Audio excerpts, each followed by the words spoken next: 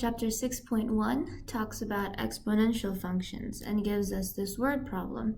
For the following questions, consider this scenario. For each year t, the population of trees two forests have is represented by the following equations. A of t is 82 times 1.029t, and b of t is 123 times 1.021 to the t. So for exponential functions, let's say we have some f of x. We always have this initial a times b to the x, and the variable is going to be the exponent this time. So this a is going to be our initial value, and this b is going to be our growth or decay rate. It depends on what the value of b is. If b is greater than 0 but less than 1, it's going to be a decay factor. And if b is greater than 1, then it's going to be a growth factor.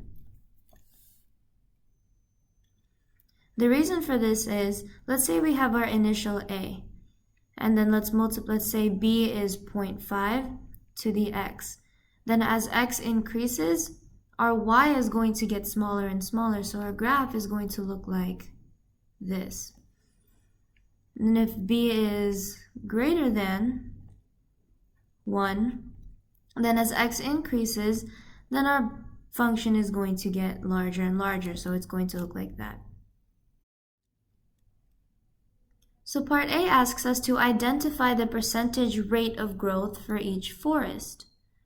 And for a of t, since a of t is 82 times 1.029 to the t, our variable being t, then the percentage rate of growth is going to be this. This is our b, and it's going to be 0.029 as a percent is going to be 2.9%. And then our b of t, since it's 123 times 1.021 to the t, this is our growth, this is our b, and 0.021 as a percent, again, is going to be 2.1%. For forest A, we have our initial of 82, and then our growing rate of 2.9%. And for B of t, we have our initial 123, and our growth rate of 2.1% every year. And then just by observation, we can see that forest A is growing faster because of its 2.9%, which is, of course, greater than 2.1%. Then part C says, assuming the population growth model continues to represent growth of forest, which forest will have a greater number of trees after 20 years? So we have A of 20, which is 82 times 1.029 to the 20th. And then we have B of 20,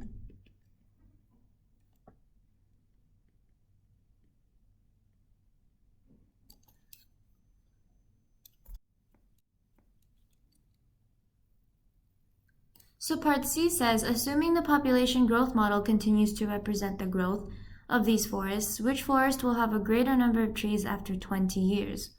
And then part D asks essentially the same thing, except after 100 years. So for part C, we're going to plug in t equals 20 for both of these equations. So we have 82 times 1.029 to the 20th.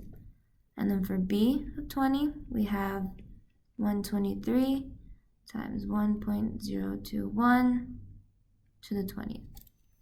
Okay, so for over here, we have about 145 if we round that.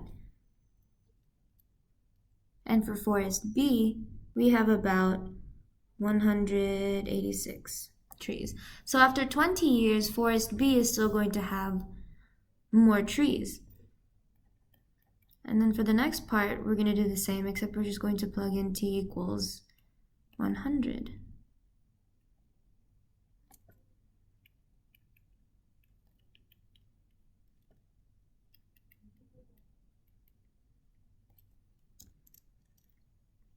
So forest A is going to have about 1,430 trees after 100 years. while forest B only has about 982. Or if we round it, then it would be 983 trees. So assuming the population growth model continues to represent the growth forest of trees, which forest will have a greater number of trees in the long run? So while forest A started off with less trees than forest B, the growth rate is actually still higher. So in the long run, as we see here, with our 20 and 100 years later, forest A is going to have more trees in the long run.